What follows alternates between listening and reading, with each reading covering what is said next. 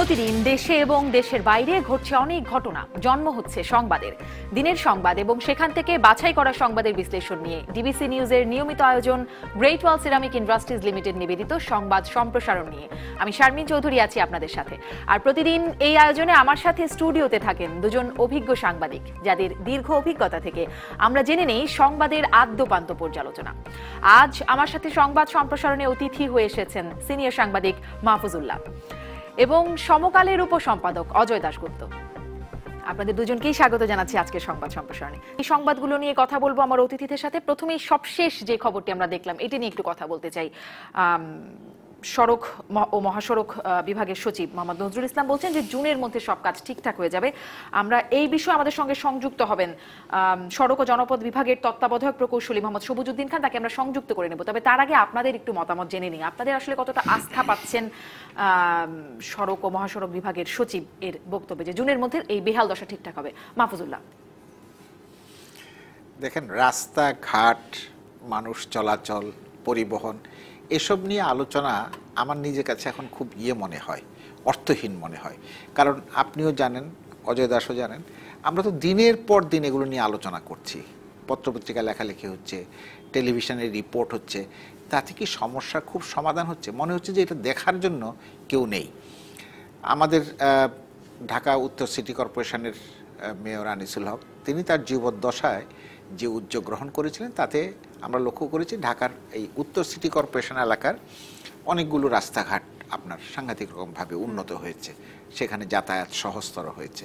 কিন্তু যেই মুহূর্তে আপনি দক্ষিণ সিটি কর্পোরেশনে আসেন তখন অধিকাংশ রাস্তায়, বোধহয় শতকরা 100% রাস্তায় এখন আর চলাচলের উপযুক্ত নাই। মানে গাড়ি দিয়ে চললে বোঝা যায়, রিক্সা তো অবশ্যই, যে পরিমাণ খানাখন্দ হয়েছে। এখন এই যে আপনি বললেন যে সরকারি যে সিদ্ধান্ত যে জুন মাসের মধ্যে সব ঠিক করা হবে সারা দেশের, তো প্রচুর একটা বিরাট মানে কর্মযজ্ঞ। এই কর্মযজ্ঞকে আমরা গত বছরও দেখেছি, তার আগের বছরও দেখেছি, তার আগের বছর দেখেছি, যখনই, কারণ ওই সময়ে রোজা চলে আসবে এবং ঈদের সময় হবে, এবং রোজার ঈদ যেটাকে আমরা বলি বা ঈদ উল ফিতর, সেই সময় অনেক বেশি মানুষ ঘরে ফেরেন, মানে তারা বাড়িতে যান। তো সেই সময় যাতায়াত একটা খুব বড় সমস্যা হয়। গতবারও দেখেছি এই সময়ে যে রাস্তার কারণে রাস্তাঘাটে বিভিন্ন জায়গায় যানজট হয়, এমনি যানজট হয়, কিন্তু রাস্তা খারাপ বলে এবং রাস্তায় কোনো রকমের কোনো ট্রাফিক ম্যানেজমেন্ট থাকে না বলে যানজটটা অনেক বেশি হয়, মানুষের ভোগান্তিটা বেশি হয়। এই যে আজকে সরকারের দিক থেকে এই প্রতিশ্রুতি দেয়া হলো, হ্যাঁ, এটা বিশ্বাস করতে চাই, কিন্তু দিনের শেষে মানে যখন সময় আসবে এটাকে মূল্যায়ন করবো বা হিসাব নেওয়ার, তখন যদি এই প্রতিশ্রুতিটা বাস্তবায়িত হয়েছে বলে মনে করা হয়, তখন এই দফতরের উপরে আস্থা বা বিশ্বাস আপনি রাখতে পারবেন। যদি না হয় তাহলে সে আবার সেই পুরনো কাহিনী যে এই কারণে হয়নি, ওই কারণে হয়নি, নানান রকমভাবে। কারণ সড়ক ও জনপথ বিভাগের একটা সুবিধা আছে, তাদের টাকা পয়সা খরচ করবার ব্যাপারে অন্য মন্ত্রণালয়ের মতন অত রকমের বিধিনিষেধ নাই, তারা করতে পারেন খুব সহজে। কিন্তু এখানেও অনেক রকমের, আর আমাদের কয়েকটা বিষয় বোধ হয় খুব দীর্ঘমেয়াদী ভিত্তিতে বিবেচনা করা প্রয়োজন, এটা করবেন না আমি জানি সরকার। সেটা হচ্ছে যে রাস্তা যে আপনি বানানোর পরে রাস্তার যে কার্পেটিং করা হয়, এখানে বিটুমিন দিয়ে কার্পেটিং করা হয়, এবং বিটুমিনের প্রধান সূত্র হচ্ছে পানি। আমাদের মতন দেশগুলোতে যেখানে পানি প্রচুর, মানে বৃষ্টি এবং অন্যান্য কারণে, সেখানে সম্ভবত আপনার সিমেন্ট ঢালাই করে রাস্তা করা উচিত। আমার যতদূর মনে পড়ে, এক বাক্য শেষ করে দিচ্ছি, আমার যতদূর মনে পড়ে যে কয়েক বছর আগে সম্ভবত আমাদের বর্তমান প্রধানমন্ত্রী তিনি এরকম একটা নির্দেশ দিয়েছিলেন যে রাস্তা এরকম ভাবে কংক্রিট ঢালাই করে আপনার করবার জন্য, কারণ তাতে রাস্তার স্থায়িত্ব বেশি হয়, রাস্তা টেকে বেশি। সেটা হয় না এখানে। একটাই এটা খুব সহজ জবাব, সেটা হচ্ছে যে প্রতি বছর যদি আপনি মেনটেন করতে পারেন, মানে মেনটেন্যান্সের যে কস্ট, সেই কস্টে আপনার কমিশন অনেক বেশি সহজ। আর প্রতি বছর মেইনটেনেন্স করতে গেলে তো ভোগান্তিও হয়, কারণ মেরামতের একটা আলাদা ভোগান্তি আছে। আপনি কি আস্থা পাচ্ছেন? মানে একই প্রশ্ন ছিল আমার মাহফুজুল্লাহর কাছে। কিন্তু বাংলাদেশটা একটা অভিন্ন সড়ক নেটওয়ার্কে এসেছে। আপনি ঢাকা থেকে দেশের যে কোনো প্রান্তে সড়ক পথে যেতে পারেন। ঢাকা চট্টগ্রাম প্রায় সবটা আপনার 4 লেনের রাস্তা হয়েছে। অনেক সময় তো মনে হয় যে ইউরোপ আমেরিকার কোনো জায়গায় চলছে। গাজীপুর থেকে ময়মনসিংহ রাস্তা প্রশস্ত হয়েছে। আপনার ঢাকা থেকে মাওয়া পদ্মা সেতুর রাস্তা যদি ধরেন, মাওয়া হয়ে ভাঙ্গা পর্যন্ত রাস্তা প্রশস্ত হচ্ছে, 4 লেনের হচ্ছে, এবং বড় ধরনের কর্মযজ্ঞ আপনার এই বিষয়টা তো একটা আর কি। আর এটা হলো একটা দিক, এর মধ্যে দুইটা, একটা সহজ সড়ক জনপথ, আর একটা হচ্ছে আপনার এলজিডি গ্রামের দিকে রাস্তাগুলো করে, এগুলো অনেক ভালো রাস্তা হয়েছে, মানুষ উপকৃত হচ্ছে। আপনি যদি শুক্রবারে মানে ফেরিঘাট যেখানে আছে বা যমুনায় বঙ্গবন্ধু সেতু ওখানে যান, দেখবেন যে শত শত গাড়ি মানে ঢাকার বাইরে যাচ্ছে, ছুটির দিনে যাচ্ছে, একটু লম্বা ছুটি পেলে যাচ্ছে, এগুলো তো রাস্তা হওয়ার কারণে। এই দিকটা তো অবশ্যই যারা এটার আয়োজন করেছে, এটা তো 1-2 বছরে হয় না, বহু বছরের ফল। এটা হচ্ছে অগ্রগতির দিক। খারাপের দিক হলো আপনি যে আপনার মূল নিউজে যেটা বলা হলো যে 13,000 কোটি টাকার হচ্ছে সড়ক পথের বাজেট, আর 1,000-1,500 কোটি টাকার মতো প্রায় 15,000 কোটি টাকা মিলে হচ্ছে এটা রক্ষণাবেক্ষণের বাজেট। এই অনেকগুলো সড়ক যেগুলো আন্তর্জাতিক টেন্ডার হয় না, সেগুলোর কিন্তু মূল হচ্ছে কাজ যতটা করানো না, কাজ যে পাচ্ছে তার জন্য কিছু আর্থিক সুবিধা নিশ্চিত করা। আপনি আজকে সমকালে একটা নিউজ ছিল যে মানে একজন ঠিকাদার, উনি কাজ পান নাই কিন্তু উনি কাজ করে ফেলছেন, এখন মেয়রকে গিয়ে চাপ দিচ্ছেন যে তুমি আমার কাজটা রেগুলারাইজ করে দাও, কাগজপত্র ঠিকঠাক করে দাও, আমি কাজ করে ফেলছি। তো মেয়রকে পায় নাই, মেয়রের রুম ভেঙে চেয়ারে গিয়ে বসে পড়ছে আর কি। এখন এই বগুড়ার দিকে, বগুড়া শহরে এই ক্ষমতাটাই বা সে পায়, এই ক্ষমতাটা পেয়েছে কারণ সে ট্রাক শ্রমিক ইউনিয়নের নেতা, সে নিজেকে আওয়ামী লীগের নেতাও দাবি করে, কাজেই তাকেই কাজ দিতে হবে। তাকে তার জন্য কাজ বরাদ্দ হয় নাই, কিন্তু সে বলতেছে যে আমি কাজ করে ফেলছি, এখন কাগজপত্র রেগুলারাইজ যা যা করার এই কাজটা মেয়রকে করে দিতে হবে। মেয়র তাতে রাজি না।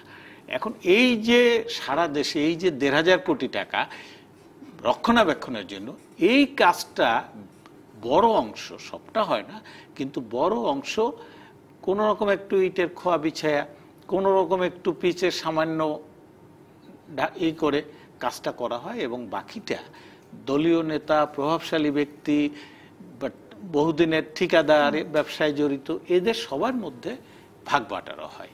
আমাদের এই সড়ক পথের বেহাল দশার রক্ষণাবেক্ষণে এমনিতে কিছু সমস্যা আছে, যেটা বর্ষাকালের কথা বললেন যে পিচ হচ্ছে, পানি আর পিচ হচ্ছে বৈরী দুই পক্ষ আর কি। তো সেইটা অবশ্যই একটা সমস্যা আছে, এবং এই যে এখান থেকে শিফট করছে না, উনি বলছেন যে জুন পর্যন্ত হতে পারে।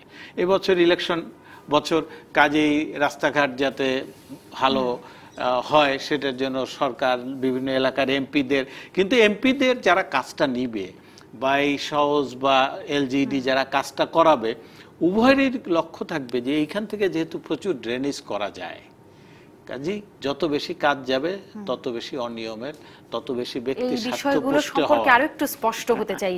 আপনি যে অনিয়মের কথা বলছেন এবং সেই সাথে আসলে যেই প্রশ্নটা আমার ছিল আস্থার জায়গাটা, যে আমরা কতটা আস্থা রাখতে পারছি জুনের মধ্যে কাজটা শেষ হবে। আমাদের সঙ্গে সংযুক্ত হয়েছেন সড়ক ও জনপথ বিভাগের তত্ত্বাবধায়ক প্রকৌশলী মোহাম্মদ সবুজউদ্দিন খান। মোহাম্মদ সবুজউদ্দিন খান, স্বাগত জানাচ্ছি আপনাকে আজকে সংবাদ সম্প্রসারণে।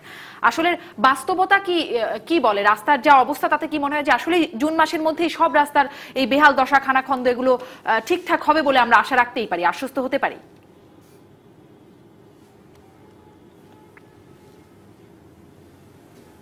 ধন্যবাদ আমাকে আমন্ত্রণ জানার জন্য ডিবিসি নিউজে। আজকে যে পত্রপত্রিকায় নিউজ আসছে যে আপনার খানাখন্দে ভরা মহাসড়ক, এটা আমরা জুন মাস বলতে হলো যে আমাদের কিন্তু ড্রাই সিজন যেটা, সেটা হলো আমার এপ্রিল মাস। আমরা আশা করতেছি যে এপ্রিল মাসের মধ্যেই আমাদের যেসব খানাখন্দ হয়ে গেছে বিভিন্ন মহাসড়ক, আপনারা জানেন যে এবছর অতিবৃষ্টি বা বন্যাজনিত কারণে সেই সব মহাসড়ক আমরা আশা করছি যে এপ্রিল মাসের মধ্যেই আমরা চলাচলের উপযুক্ত করে ফেলবো, আর জুন মাসের মধ্যে আমরা পুরাপুরি মেরামত কাজ করে আমরা আমাদের যান চলাচলের জন্য সম্পূর্ণভাবে উপযোগী করে তোলা হবে। জি, মোহাম্মদ সবুজউদ্দিন খান, এই একটু জানতে চাই আপনার কাছে যে এই যে রাস্তাগুলো মেরামত করা হচ্ছে, এগুলোর মেয়াদ কতটুকু হবে বা স্থায়িত্ব কতটা পাবে, আবার মানে কবে আবার মেরামতের প্রয়োজন পড়বে, এটার কোনো নিশ্চয়ই একটা আয়ুষ্কাল থাকে রাস্তারও?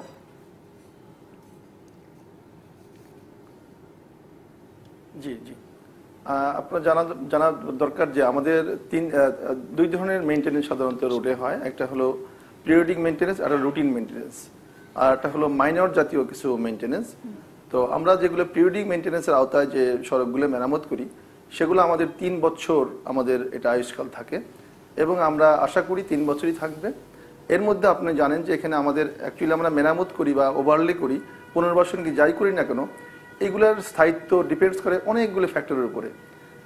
এই ওভারলোডের সবচেয়ে বড় ফ্যাক্টর এটা। যদি আমি যদি যে ডিজাইন করলাম সেই ডিজাইন অনুযায়ী যদি ওভারলোড যদি তার চেয়ে বেশি আসে, ওভারলোডের গাড়ি যদি বেশি চলে, তাহলে এটার মেয়াদকাল আরও কমে যায়। তো সেটা কিন্তু আমাদের আসলে আমরা নিয়ন্ত্রণ করে পারছি না, এটা আমাদের একটা আমাদের ব্যাকলগ। আর একটা হলো যে ড্রেনেজ ব্যবস্থা, যেটা হলো আপনার বর্ষাকালে পানি জমে থাকা। এটা আমাদের জনগণের সচেতনতার অভাব আছে। ড্রেনগুলো আপনার সামনে তার দোকানটা উঁচু করলো, বাজার পোর্শনগুলো, এসব কারণে কিন্তু রাস্তাগুলো দ্রুত নষ্ট হয়ে যায়। তো আমরা ধরে নিই যে পিএমপির যে কাজগুলো আমরা করি পিরিয়ডিক মেইনটেনেন্স, সেগুলো আমাদের আয়ুষ্কাল 3 বছর থাকবে। আর যেগুলো আমাদের রুটিন মেইনটেনেন্স, যেগুলো মাইনর, জনাব সবুজউদ্দিন খান, আপনাকে অজয় দাশগুপ্ত একটি প্রশ্ন করবেন, সাংবাদিক অজয় দাশগুপ্ত। আপনি নিশ্চয়ই দুর্নীতি দমন কমিশন বা দুদকের 21 দফা সুপারিশ দেখেছেন। তাদের প্রথম কথাই হলো যে নিম্নমানের সামগ্রী ব্যবহার করা হয় এবং এটা সহজ বা এলজিডি যাদের তদারক করার কথা তারা ঠিকভাবে তদারক করে না। একটা নিজেদের অনেকের স্বার্থ আছে, আর একটা হচ্ছে রাজনৈতিক এবং সামাজিকভাবে প্রভাবশালী ব্যক্তিরা, প্রভাবশালী ঠিকাদাররা অনিয়ম করে, দুর্নীতি করে, ভালো মানের উপকরণ দেয় না, সেইটা আপনারা উপেক্ষা করেন। দুদক কিন্তু বলেছে যে দীর্ঘ অনুসন্ধান চালিয়ে তারা সমস্যাগুলো চিহ্নিত করেছেন এবং তার জন্য কি কি করণীয় সেটার 21 দফা সুপারিশ করেছেন। আপনি কি বলবেন? দায়টা কিন্তু আপনাদের উপরও চাপিয়েছেন। জি আমি এই দুদকের যে সুপারিশ করেছেন সেটা আমি পড়েছি এবং সেখানে আসলে বিচ্ছিন্ন কোনো ঘটনা যদি থাকে সেটাকে আমি কিন্তু ওভারঅল বলবো না। এটা হ্যাঁ, আপনার কিছু জায়গায় এরকম হতেই পারে, সেটা হওয়ার জন্য আমাদেরও মনিটরিং টিম আছে, সেই ব্যবস্থাও নেওয়া হচ্ছে বা নেওয়া হবে। আর যেটা বললেন যে নিম্নমানের সামগ্রী ব্যবহারের জন্য আমরা কিন্তু রোধকল্পে কিন্তু অনেকগুলো পদক্ষেপ নিয়েছি। আমাদের জানেন যে আমাদের সাম্প্রতিককালে কিন্তু আমাদের কাজের গুণগত মান বেশ ভালো।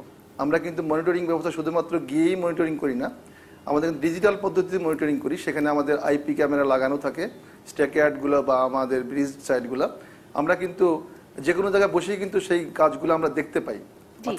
সবুজউদ্দিন খান, আপনি সাম্প্রতিক কালের কথা বলছেন, এটা আসলে ঠিক কোন সময় থেকে আপনাদের এই মনিটরিংটা স্ট্রং হয়েছে একটু জানতে চাই। কারণ আমরা তো দেখি যে অল্প বৃষ্টি হলেই রাস্তাঘাটের অবস্থা বেহাল হয়ে যায়, একদম কার্পেটিং করা রাস্তা।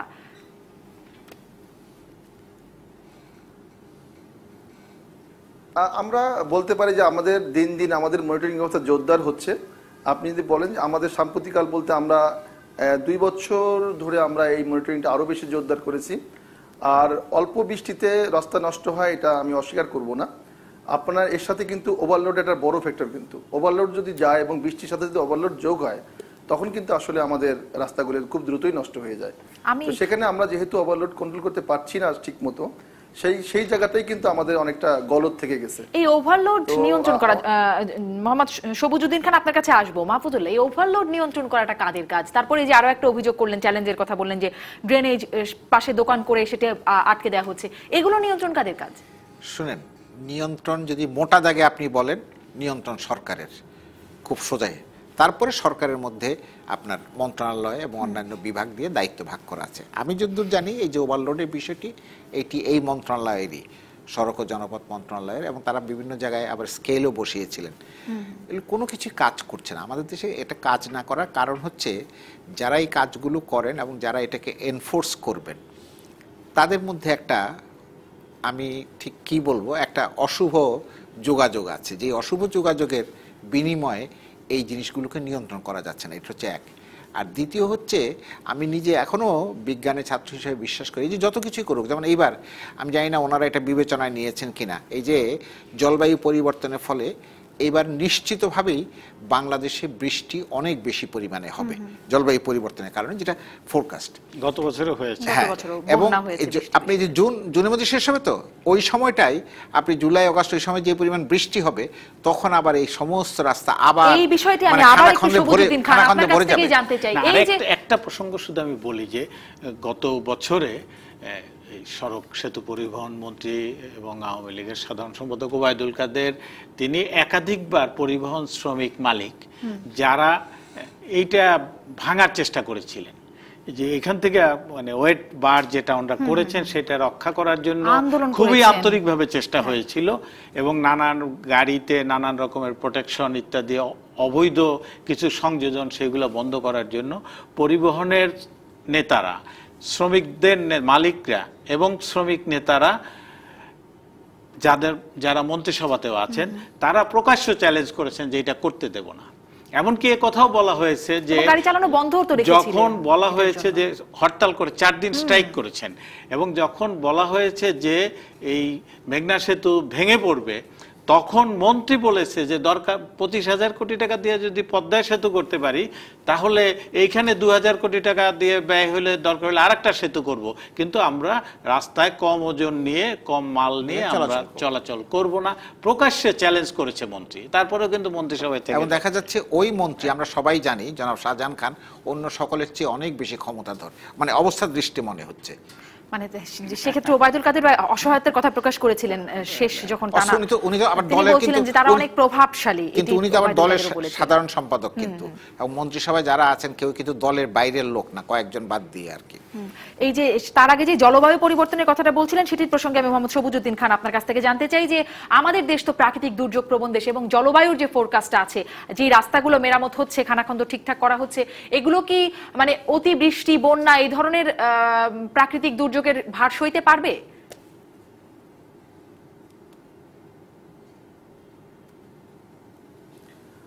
আসলে আমাদের যে মেরামত যে কাজগুলো সে আপনাকে আগেই বললাম যে পিরিয়ডিক মেইনটেনেন্স যে আওতায় যেসব মেরামত করা হচ্ছে সেগুলোর আসলে ওই যে আপনি বললেন যে এই সিজনই নষ্ট, এরকম কিছু হবে না। এটা অন্তত 3 বছর টিকবে, সেটা আমরা ধরে নিচ্ছি এবং সে 3 বছরই টিকে। আর যেগুলো তাৎক্ষণিক মেরামত করা হয় বর্ষার সময় সেগুলো হয়তো 2 মাস 3 মাস পরে আবার এটার মেরামত করতে হয়। তো জলবায়ু পরিবর্তনের যে বিষয়টা আমাদেরও এটা আমাদের কনসিডারেশনে আছে এবং সেই জন্য আমরা জি জনাব সবুজউদ্দিন খান, এরকম একটি কথা আছে যে রাস্তাগুলো নাকি জীবনকাল শেষ হয়ে গেছে। আমি জানি না আমি ভুল তথ্য দিচ্ছি কিনা, আপনার কাছে আসলে এটি জানতে চাই যে অনেক রাস্তারই জীবনকালই শেষ হয়ে গেছে, মেরামত যোগ্য নেই, এই বিষয়টি কি সঠিক কিনা, বা এরকম যদি থেকে থাকে সেই রাস্তাগুলোকে আপনারা চিহ্নিত করেছেন?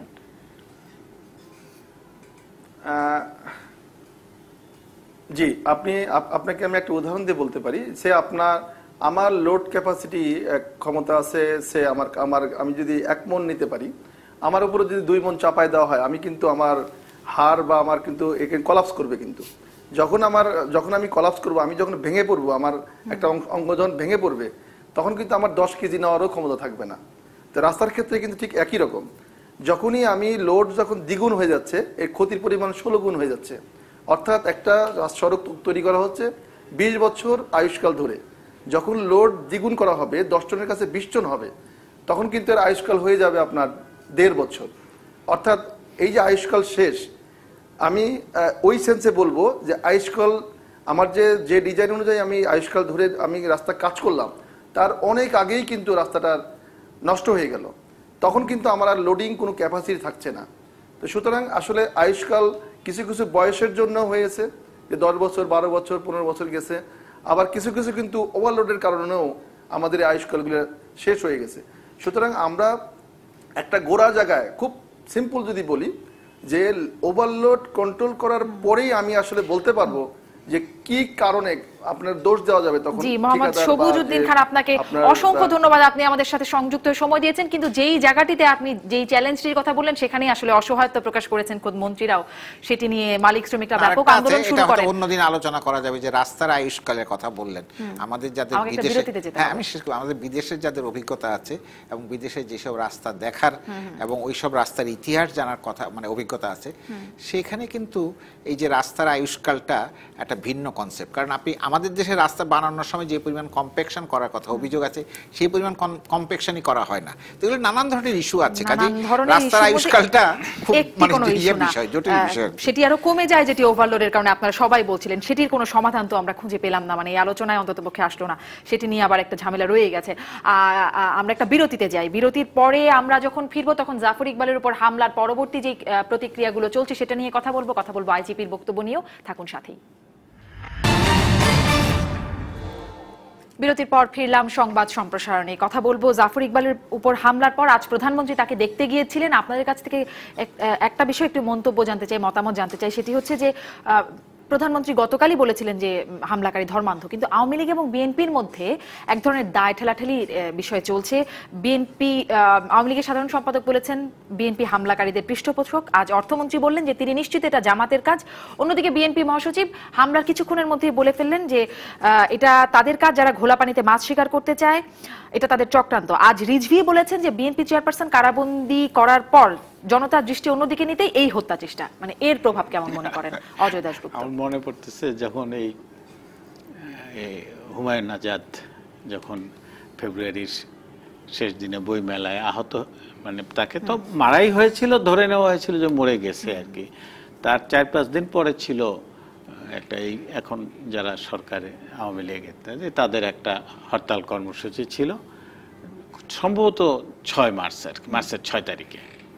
তো তখন খালেদা জি একটা জনসভায় বলেছিলেন যে হরতাল সফল করার জন্য জনমত সৃষ্টির মানে তাগিদ থেকেই এই বিরোধীরা হুমায়ুন আজাদকে হত্যার চেষ্টা করছে, হরতালের ইস্যু করার জন্য আর কি।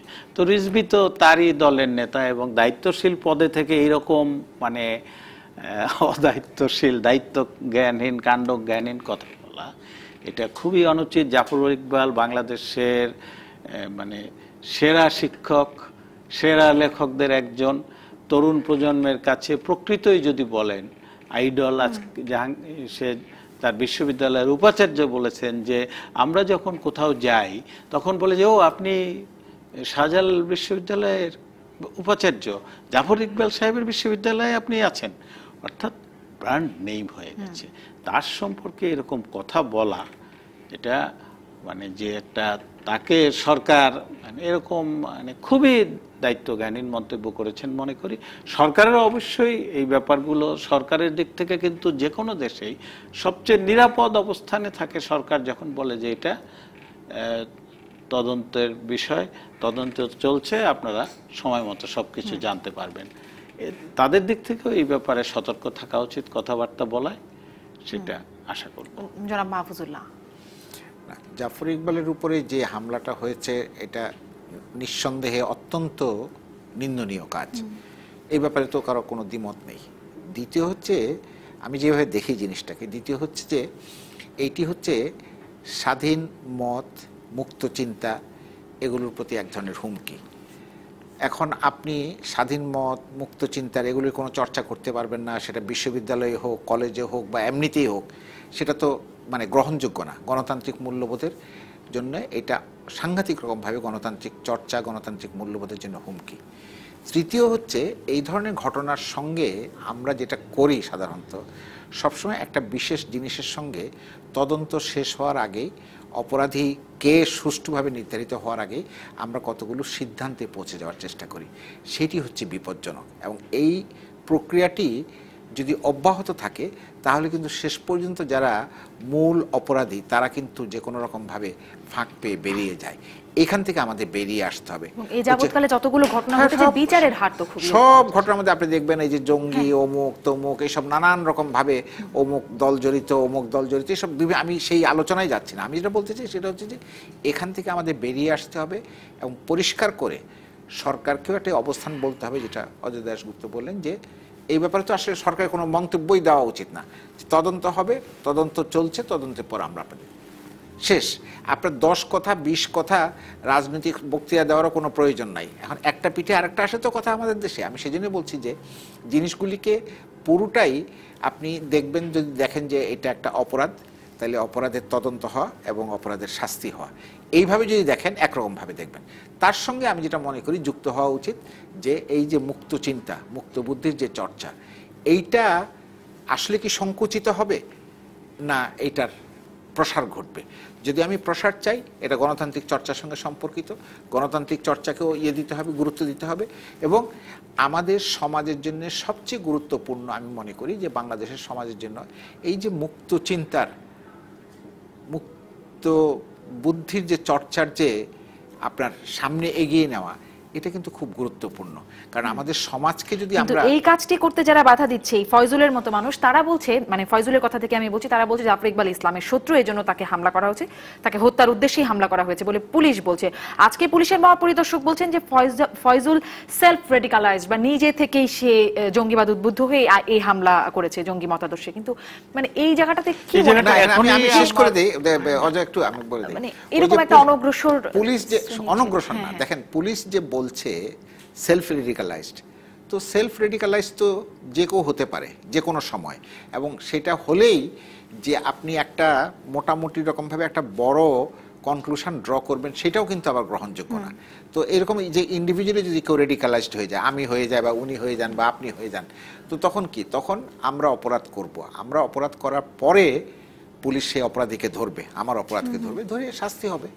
আর যদি এটা সংঘবদ্ধ কোনো প্রচেষ্টা হয় বা, তাহলে সেইখানে আপনাকে আঘাতটা করতে হবে। কিন্তু আমরা তো লক্ষ্য করছি যে গত কয়েক বছর ধরে সাধারণভাবে কি মনে হয় সেটি একটা প্রশ্ন, মানে পুলিশ নিশ্চয়ই তদন্ত করবে, তারপরে একটা ধারণা তো মানে সাংবাদিক হিসেবে আসে। যে অস্ট্রেলিয়ায় হয়েছে, ফ্রান্সে হয়েছে, ব্রিটেনে হয়েছে, যুক্তরাষ্ট্রে হয়েছে, অনেক ক্ষেত্রে কিন্তু বাংলাদেশ থেকে গিয়েছে, ওখানে চাকরি করছে বা ব্যবসা করছে বা কোনো পেশায় আছে, তারাও কেউ কেউ করছে, এবং তাদের একজন দুইজনের অপরাধের কারণে কিন্তু আমরা আমাদের জাতি হিসাবে কিন্তু আমাদের যখন হোলি আর্টিজান 1 জুলাই হয়েছে 1.5 বছর আগে, তখন কিন্তু আমাদের সে একই সমস্যা হয়েছে।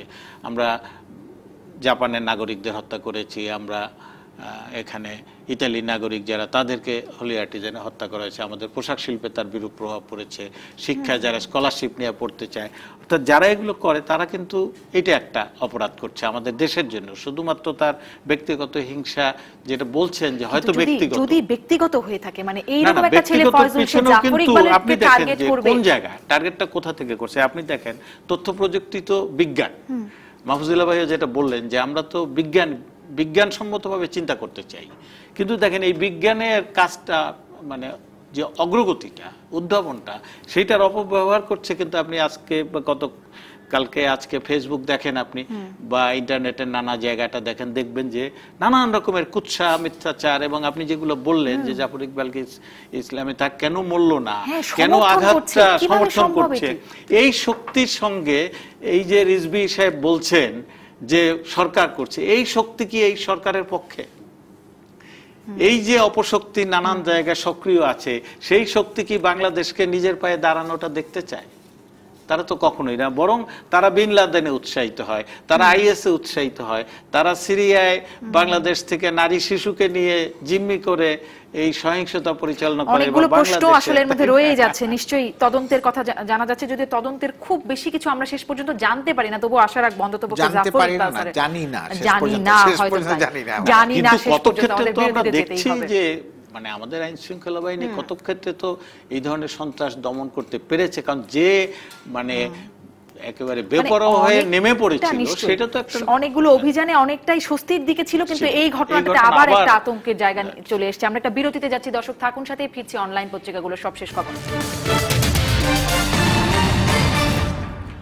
আবারও স্বাগত সংবাদ সম্প্রসারণে, দেখে নিই অনলাইন পত্রিকাগুলো সবশেষ কি জানাচ্ছে। প্রথমে bdnews24.com, সরকারি চাকরিতে 1010 জন কওমি আলেম, আজ থেকে তাদের কর্মশালা শুরু হয়েছে, এবং এই প্রথম এতজন কওমি আলেম একসাথে সরকারি চাকরিতে আসলো কওমি সনদ স্বীকৃতি পাবার পর।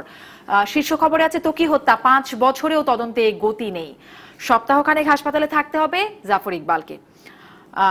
সিসি ক্যামেরায় জাফর ইকবালের উপর হামলার মুহূর্তটাও দেখা যাচ্ছে স্পটলাইটের মধ্যে। পরের পত্রিকা একটু দেখে নেই কি আছে বিডি নিউজের পরে। এটি হচ্ছে সমকাল, এবার নাফ নদের তীরে মিয়ানমার সেনা, তমরু, বান্দরবানের তমরু সীমান্তের পরে এবার নাফ নদের তীরেও মিয়ানমার সেনা মোতায়েন করেছে। মন্তব্য একদম ছোট ছোট মন্তব্য। না, এই উত্তেজনাটা থাকবে, মিয়ানমারের সঙ্গে আমাদের যে উত্তেজনা, এটা নিয়ে উস্কানি দিচ্ছে, এটা স্পষ্ট। এই উস্কানি মানে কেন দিচ্ছে সেইটা তো ধরেন আপনারা কি আর মিয়ানমার সরকারের মনের মধ্যে ঢুকতে পারছি, তারা এটা একটা ইরিটেট করার জন্য এই প্রত্যাবাসনটা, যাতে প্রত্যাবাসনটা ঠেকানো যায়। তারাই এসে 8000-এর একটা তালিকা ফাইনাল করলো, কিন্তু দেখা যাচ্ছে যে এটা মানে আগ্রহী না, বোঝা যায় যে, তাই না? ভালো হয়েছে আমরা শুনলাম খবরে যে ভিয়েতনামের প্রেসিডেন্ট আসছেন, আসিয়ানের দেশ, ভিয়েতনাম কিন্তু আমাদের বিরুদ্ধে ভোট দিয়েছিল জাতিসংঘে, কিন্তু তারা বলছে যে এটা মানে ফিরে যেতে যায়, সেটা ওই চাপগুলো বাংলাদেশকে রাখতে হবে আর কি। মায়ানমার কূটকৌশল অনেক উস্কানিও দিবে আর কি, এত কিছু পরে উস্কানি দিতে থাকবে এবং এই উস্কানির মধ্যেই প্রত্যাবাসন সম্ভব হবে কি?